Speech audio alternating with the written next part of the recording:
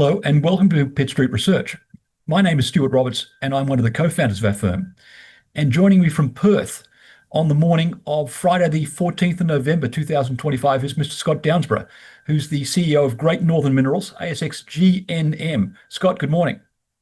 Morning, Stuart. Thanks for having us on. Um, you've got one of the more exciting jobs in the mining industry right now. Recently, your colleagues at Great Northern were able to acquire the Catalyst Ridge project right near the famous Mountain Pass rare earth mine in California. And so your job is to grow up that resource, or as in there's not a resource yet, is to identify that there are rare earths right near Mountain Pass. And now, interestingly, figure out if you've got the best ever processing technology for that. Talk to us about, well, first of all, your project at Catalyst Ridge, and then we'll talk about the technology processing solution you're working on. Yeah, thank you. Yeah, I can talk you through the Catalyst Ridge project to start with. So we acquired the Catalyst Ridge project back in August this year, and that included kind of 214 claims around the Mountain Pass mine. And we're really excited around the possibilities for that area in terms of it's a relatively underexplored area, and there's very limited exploration being done on the area to date. We've gone through and done our initial sampling program that finished up at the end of last month, and we're just waiting for assay results for that. But we're really excited around the potential for the Catalyst Ridge project in terms of rare earth elements as well as antimony on the site. And we've seen, obviously, with some of our neighbours in terms of Loxley, Dateline, having some, early discoveries and good results in their early explorations around antimony and rare earths. So we're excited with what's to come with our results and the future for the project. Right.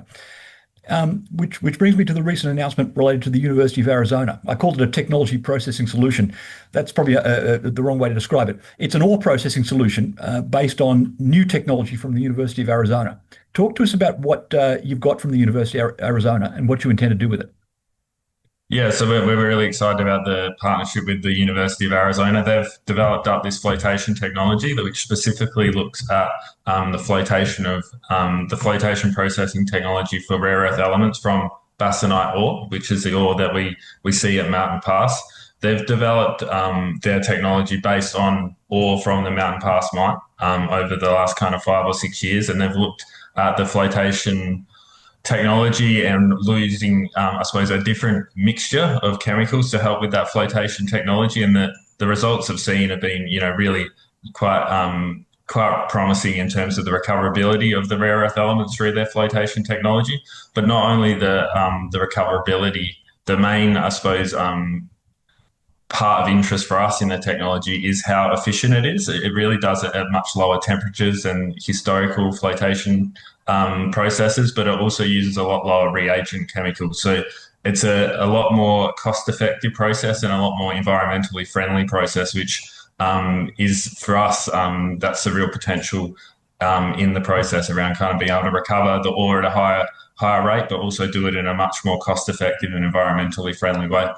It's a problem that the sector has. It's not so much a matter of finding rare earth deposits.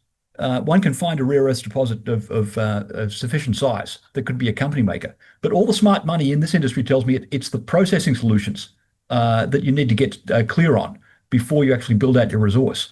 How did you figure that out for your project?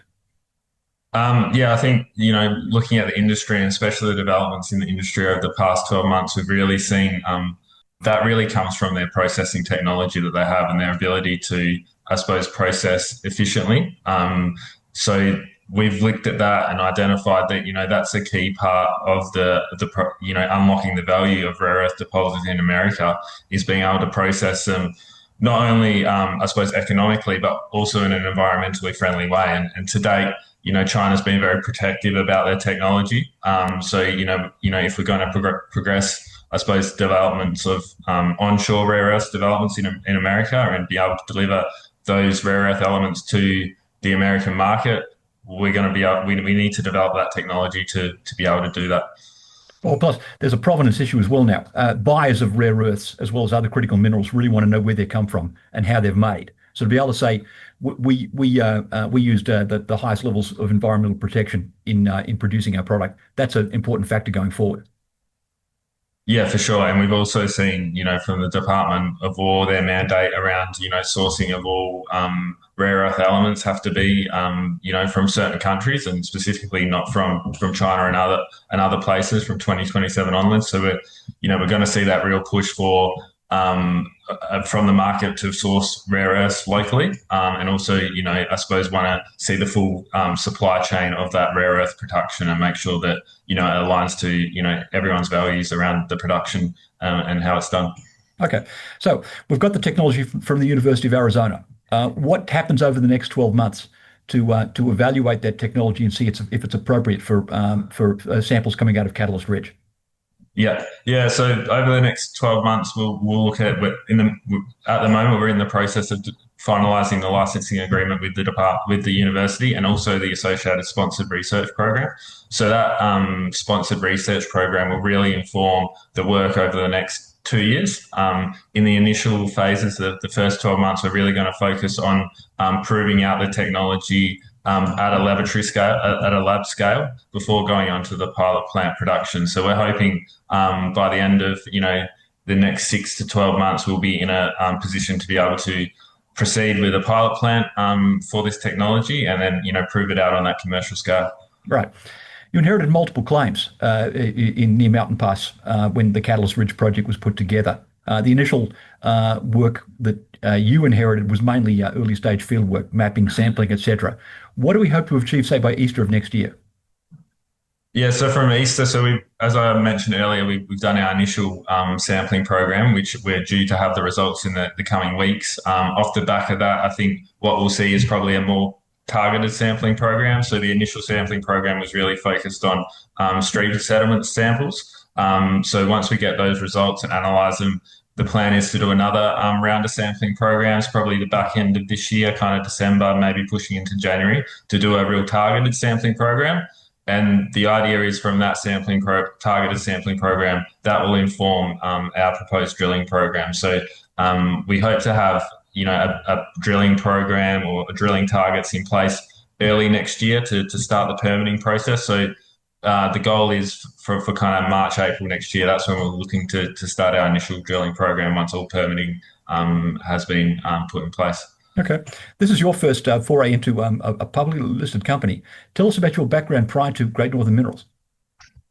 Yeah, my background's finance and accounting background. I spent a lot of time in the UK working for the major banks in the UK, specifically HSBC, Credit Suisse, UBS. So my background has been mainly in finance and banking. But yeah, it's really excited to get into this space, and it's very, I suppose, a very interesting space to be in at this point in time of the market cycle. Right. And in our research that you commissioned from us a little while ago, what we emphasized was the fact that Mountain Pass is an important strategic asset for the United States. Obviously, trying to source as much of their rare earths domestically, this was and remains for the time being the only domestic source, with an emphasis on local processing of material, which formerly had gone over to China for processing.